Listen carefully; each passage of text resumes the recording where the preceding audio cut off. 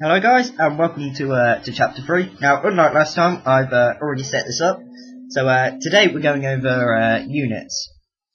So each kind of unit has a different ability or is more effective against something than something else. So first let's go over infantry. So the first one we're going to discuss is the engineer, this guy just here.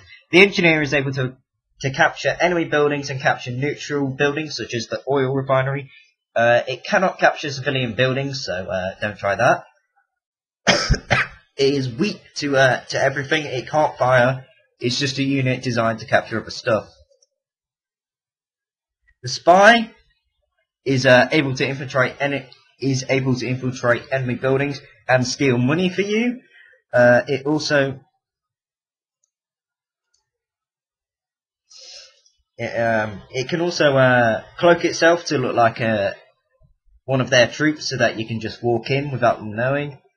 The next one is the Grenader. This is very good at anti-infantry, but be warned, he throws a grenade and probably kills off most of your men in the process. So if you're going to build them, you know, be mindful of that when you're using them. Obviously weak to vehicles and stuff like that. Well, certain types of vehicles, you know, like Rangers and stuff like that. The anti-infantry stuff. The flamethrower is another anti-infantry unit. It just fires flames, and it has a huge area of effect and whatnot. Stop. The next one is the rocket soldier. This is very good at anti-aircraft and anti-vehicle. So building a couple of these is very good. It can take out aircraft, ships, vehicles, and stuff like that. The next one is just the common rifle infantry. This is just used as a infantry. It doesn't have any area of effect. It's just shooting the enemy, basically. Shock trooper is also another anti-infantry unit. It fires electricity and generally just causes general mayhem. So if I show you off, there you go. It's just a general Tesla coil. The next unit is the mechanic. This is able to repair vehicles in the field of battle instead of you going off into the service depot. The next one is the medic. You can generally guess that he's just there to heal infantry units. The next one will be the attack dog. The attack dog is anti-infantry. It can't attack vehicles, and it generally gets itself killed because it leaps at its opponent. I don't know if there you go. No, it's just eaten that guy, and he's dead. The shock trooper is no more. He kind of pounces. The next one is the sniper. He has a huge range. He can take out units from afar. There you go. And Tanya is a huge anti-infantry thing. She has 2 pistols, automatic pistols that can just wipe everything out quickly. There you go. So now let's go over to ground vehicles. So first one we'll start off with is the mine layer. This is able to lay mines, but be mindful it also does destroy your own vehicles if you go over them. You have to hold control, right click and drag to be able to plant mines. And there you go. And now we'll plant them down, and it will generally be happy. There you go.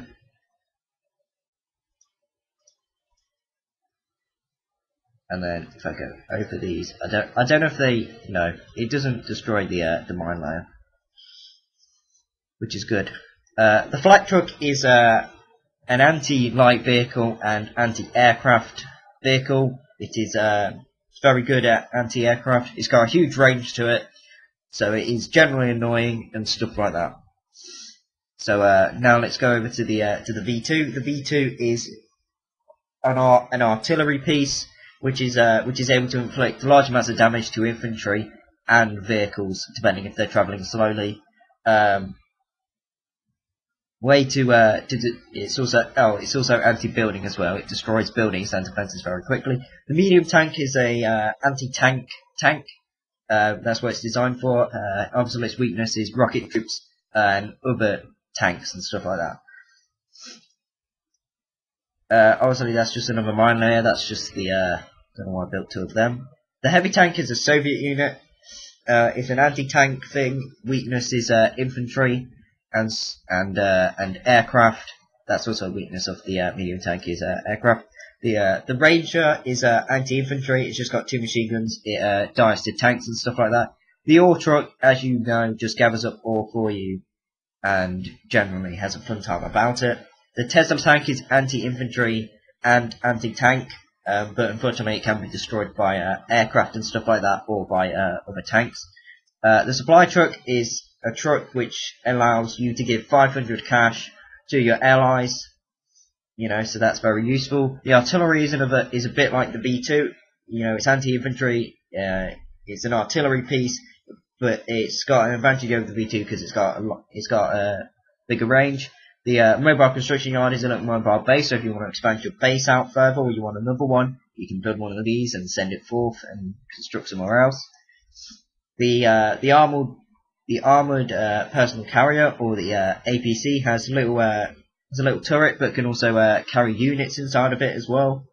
The light tank is designed for destroying light vehicles and stuff like that. It's not very good against infantry, but it can kill them off. It's generally designed for light vehicles and stuff like that. The mad tank is anti-building stuff. Basically, send it forth into your enemy space, and then you right click and you activate its ability. It causes an earthquake to destroy buildings and so on.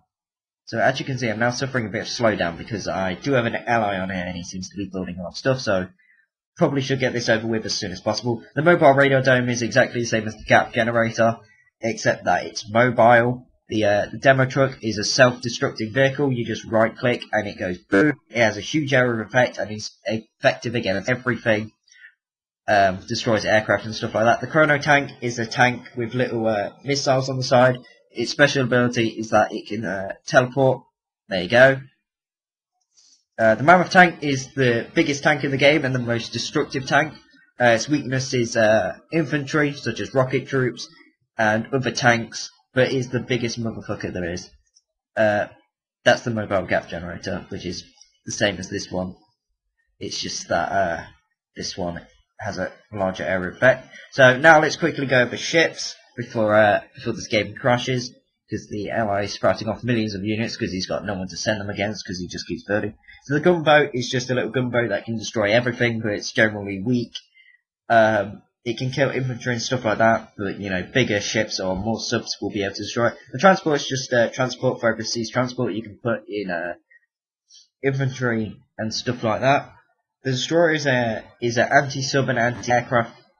It's basically it's mainly designed for anti-aircraft and anti-sub stuff. So it's very effective. The sub cannot attack ground units such as the mammoths and stuff like that. It can only target naval units.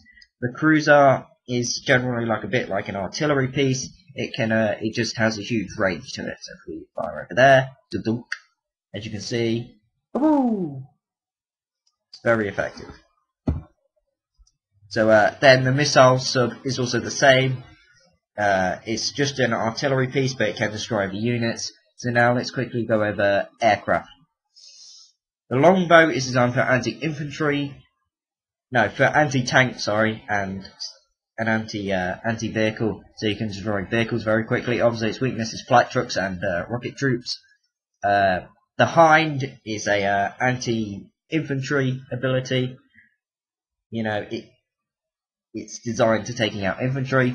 The transport's just designed for transporting. So now let's quickly go over planes. Planes, you have the MiG, which is very good at destroying buildings, and can take out tanks and stuff like that. The hind is then the equivalent. I mean, the yak is the same as the hind. It's designed for anti-infantry, but can be destroyed by rocket troopers and flat trucks and so on. So hopefully that gives you a general idea of what each unit can do. Hopefully I've described this very well. I'm going to end this here, and hopefully you give it a thumbs up, a like, and you give me a clap as well. Can I hear you clapping? Come on. Come on, clap along. Don't worry if your parents are looking at you weirdly. You're giving me an applaud. I can feel it. I can feel it. It's hyping me up. Hype! So I'm going to end this here. Please leave a like and a comment, and I will hopefully continue doing this series. Unless I tragically die in a car accident. So,